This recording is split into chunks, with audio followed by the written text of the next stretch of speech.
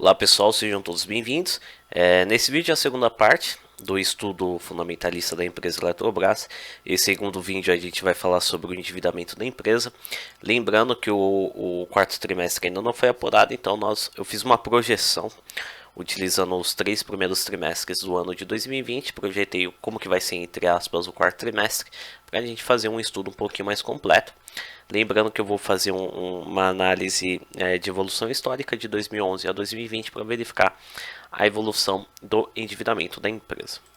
Bom, pessoal, antes de mais nada, quem puder estar se inscrevendo no canal, agradeço demais. Já vai ajudar muito para a continuidade do nosso projeto. Quem puder dar uma força também, quiser seguir lá a página no Instagram, tem o do Facebook também, vai ser muito bem-vindo também.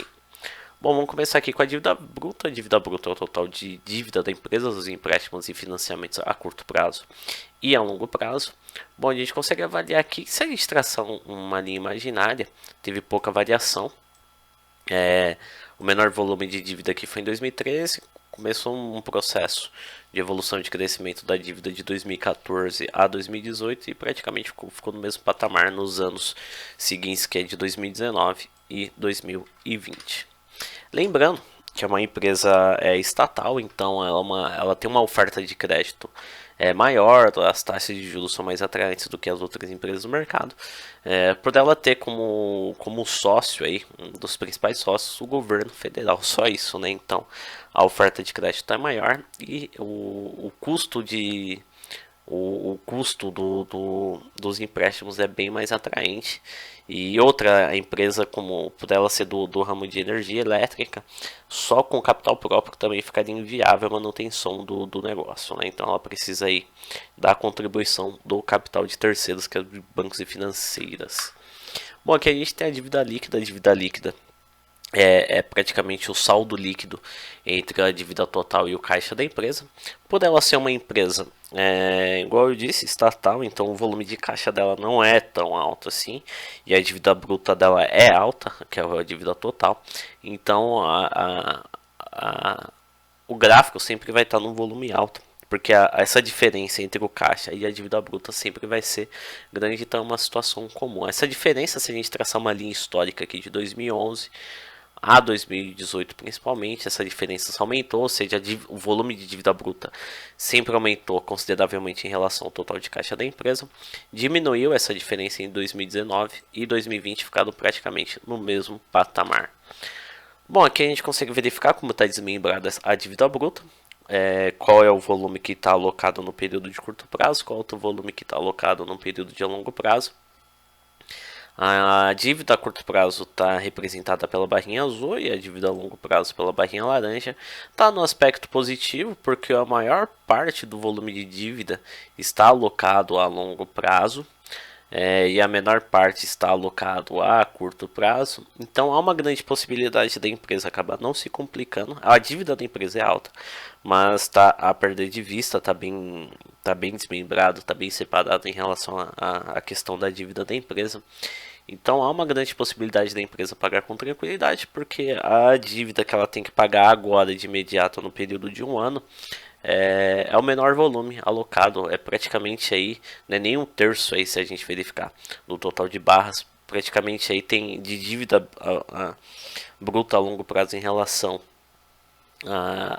a dívida a longo prazo é praticamente aí 20 vezes mais do que o volume de dívida a curto prazo. Então há uma grande possibilidade aí da empresa pagar com certa tranquilidade para acabar não se complicando, não gerar juros, atraso e a empresa não entrar até na questão de recuperação judicial. E outra, uma empresa estatal, ela tem todo o apoio e o auxílio do governo federal também. Bom, aqui a gente consegue verificar a questão dos empréstimos a curto prazo, é a dívida que ela precisa pagar com certa rapidez, né, que é no período de um ano. Em relação aos disponíveis da empresa, os disponíveis é o capital que ela tem, em caixa, né, que ela tem disponível, que é representado, esse capital que ela tem disponível está representado pela barra laranja e a dívida a curto prazo pela barra azul. Bom, a gente consegue avaliar que os disponíveis veio diminuindo no decorrer do tempo. Se a gente traçar uma linha imaginária que em relação à dívida ela vem aumentando período pós período, a questão dos disponíveis da empresa veio diminuindo até então de 2011 a 2015. 2011 a 2014, quando veio diminuindo o volume de dívida, o volume de caixa da empresa, o volume de caixa sempre foi superior ao volume de dívidas, ou seja, a empresa sempre teve capital para pagar e honrar esses compromissos com os bancos financeiros no período de curto prazo. 2015 a 2017, o volume de caixa foi superior aos empréstimos e financiamentos, mas deu uma estagnada em relação ao volume de caixa. Em contrapartida, em 2018, o caixa continuou estagnado e a dívida aumentou e o volume de dívida foi superior ao volume de caixa. Então aqui a empresa não teve caixa para poder honrar essa dívida a curto prazo. Possivelmente ela contraiu mais dívida aí para poder gerar caixa, para poder honrar esses compromissos, né?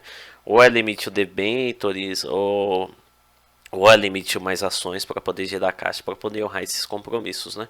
Bom, em 2018 o volume de caixa foi inferior ao total de dívidas, então ela teve que ir ao mercado para poder captar recursos para poder alimentar o caixa da empresa.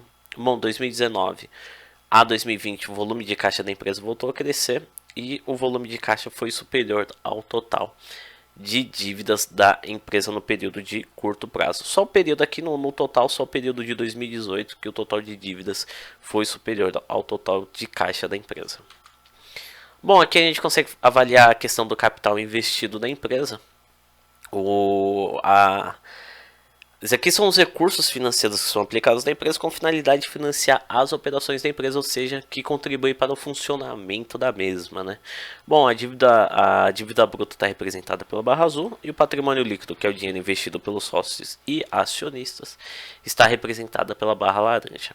Bom, a gente consegue avaliar que o patrimônio líquido foi superior, ou seja, o capital próprio investido pelos sócios e acionistas foi superior de 2011 a 2014 em relação à dívida bruta. A dívida bruta começou a aumentar em relação ao patrimônio líquido de 2015 a 2017, ficou praticamente estagnado aqui. O patrimônio líquido, a dívida bruta também, mas a dívida bruta foi superior ao patrimônio líquido. Ou seja, nesse período aqui a gente pode traduzir que a empresa ficou mais operada, as operações da empresa foi mais operada com recursos terceiros do que com recursos próprios.